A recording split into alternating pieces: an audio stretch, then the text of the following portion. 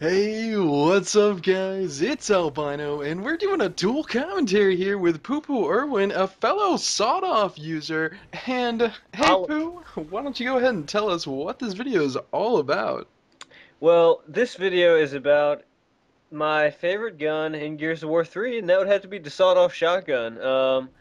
It's a great gun, and I'm just looking to learn a little bit more how to use it. So, with that said, I'll send you back to Albino here.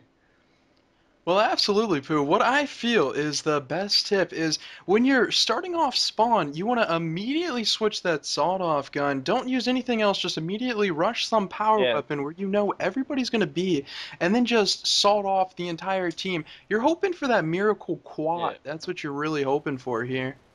yeah. And what you said is when you spawn, instantly tap that D-pad left to instantly pull out your shotgun, just to pretty much make sure that you don't just by mistake use a gun other than the sawed-off. You want to always have that out at all times. And that's something that I pretty much have down to a science at this point. I pretty much do that without thinking about it. So, yeah, I've got that down. Absolutely. Some other tips then would be if you can't get the kill and they know you're there, you want to hide behind the corner that you have right lane advantage on as long as possible and pretty much don't move until they come to you. Okay, now for people who don't have any idea what you just said as far as right lean advantage, go ahead and elaborate on that. Absolutely. On this game, you see everybody is right-handed, and because of that, you can actually look around the right side of a corner with your camera a little bit more than you can look around the left side. So you always want to have that sawed off and sort of just be peeping over that corner, just trying to get that easy kill. And when you Yeah. do see them, you can just pop out and insta kill with the sawed off. Yeah, and I've noticed that too because a lot of times when I run on the left-hand side, and I'm almost in like a Rambo state where I think I can kill anything with the sawed-off, I usually get popped with people who are on the right corner, and I'm running around the left corner. So, yeah. I mean, another thing I find that's really pesky is, and it doesn't happen very often, but when I'm using a sawed off, I'll accidentally miss, you know? I mean, for some Yeah, reason, I he's. miss all the time with it. So, I mean, when you're doing that, you definitely want to wall bounce a little bit, and if possible, just try and run away. Just run as far as you can until people stop chasing you. And then you can turn around and sawed off some other people. Yeah. I mean, I always want to run away from people in Gears as far as that goes. I always look for clumps of people. I don't want to really get caught up on one kill. I'm always trying to aim for the clumps of people as I call it. What I consider the sawed-off is just a nice bulldozing weapon. I mean, it's really great in any scenario. So what you can do is just immediately spawn, grab the sawed-off, run at them, and even though you are looking for clumps of people, if there's a straggler here and there, you just want to run Yeah. forward, fire a shot, Yeah. and keep on running right through them. Yeah, I almost I like if there's an oblivious player who's just firing his lancer or over some cover or whatnot, I just like to not even run at him, just calmly just stroll up to him without holding the A button and just pop him off casually. I like doing that. And that's very true. I mean, there's nothing but like the meta game right there. You're just trying to fool him out. Like he might think he can dodge you or run back or something, but you're just gonna slowly walk up to him and kill him. It doesn't matter how many shots you eat, you will eat enough to kill him. Yeah. What is your thoughts on the the the double kills where both people pull the trigger and get the kill with the sawed off? Well, I mean, as you've seen in the opening video, I think those are just the butter and cream of sawed-off kills. I mean, what you want to do Cream is of the try and crop. cream of the crop. You want to try and get those as much as humanly possible. So you're Hmm. supposed to down a person and then sort of wait for his teammate to come up and try and revive him, which people do a lot in this game, and kabam! They're both dead.